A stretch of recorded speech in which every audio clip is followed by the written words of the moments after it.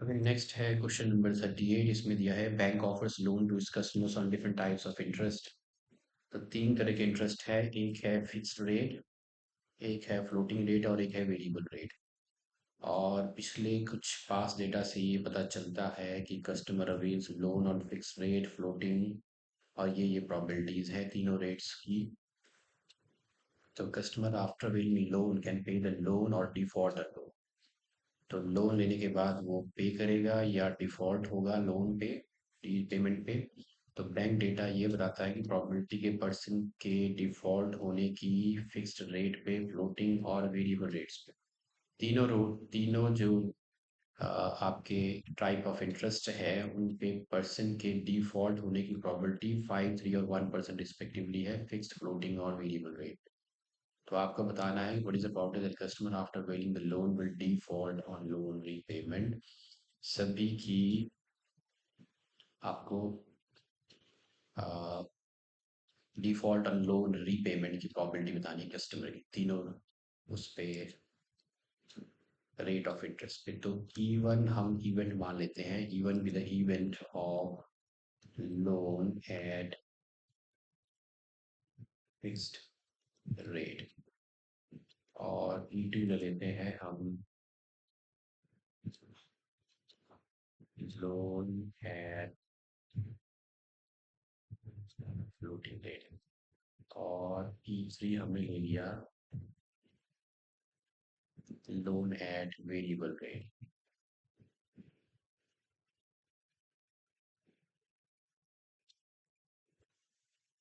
Okay, और ए हमने ले लिया, ए प्रॉपर्टी हम लेते हैं कि पर्सन ने डिफॉल्ट कर दिया लोन पेमेंट पे। Person defaults on loan prepaid.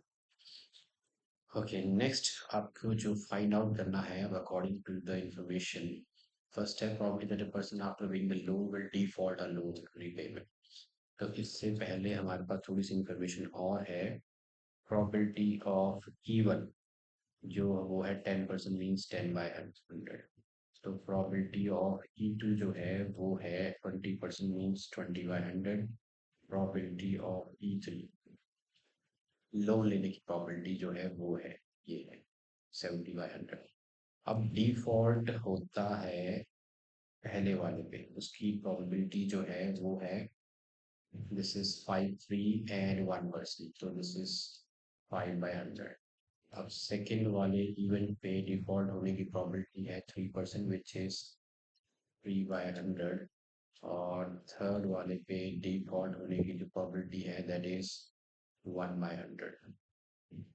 Okay, ना आपसे पूछा है प्रोबेबिलिटी ऑफ ये जो तीन इवेंट्स हैं according to the sum of the probabilities of the events. तो प्रोबेबिलिटी ऑफ E1 इंटू उस पे डिफॉल्ट होने की probability, probability of E2 into उस पे डिफॉल्ट होने की प्रोबेबिलिटी, फिर E3 और उस पे डिफॉल्ट होने की probability. Okay, let's substitute the values। तो ये था 10/100 into 5/100 plus 20/100 into 3/100 plus 70/100 into 1/100। तो ये आपको मिलेगा 50/10,000 plus 60/10,000 plus 70/10,000। So 110, 180 by 10,000। ये हो गया, तो this is now 18/1000, which is equal to 0.018। तो 0.018 जो है वो प्रोबेबिलिटी है पर्सन के डिफॉल्ट होने की तीनों तरह के लोन्स में। अब सेकंड में क्या पूछा है आपसे, सेकंड में पूछा है कि probability customer after paying the loan default हो गया लोन रीपेमेंट पे। तो प्रोबेबिलिटी की क्या है कि उसने वेरिएबल रेट मतलब तीसरा थर्ड टाइप का लोन लिया था। तो आपसे जो पूछा है वो पूछा है इसकी प्रोबेबिलिटी क्या है जब वो डिफॉल्ट हो चुका है। तो उसकी प्रोबेबिलिटी होगी अकॉर्डिंग टू ये हो जाएगा probability of which is E3 into probability of A by E3 upon probability of A.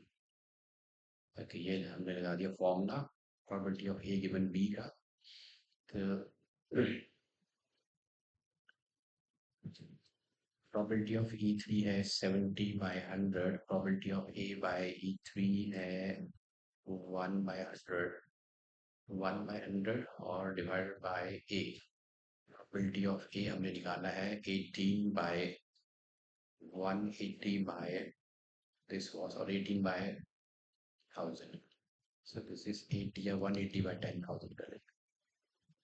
So this is 180 by 10,000 मैंने ले लिया, तो this is 70 by 10,000 on 180 by 10,000, ये cancel हो गया। This is 70 by 180 which is equal to 7 by 18 है profit।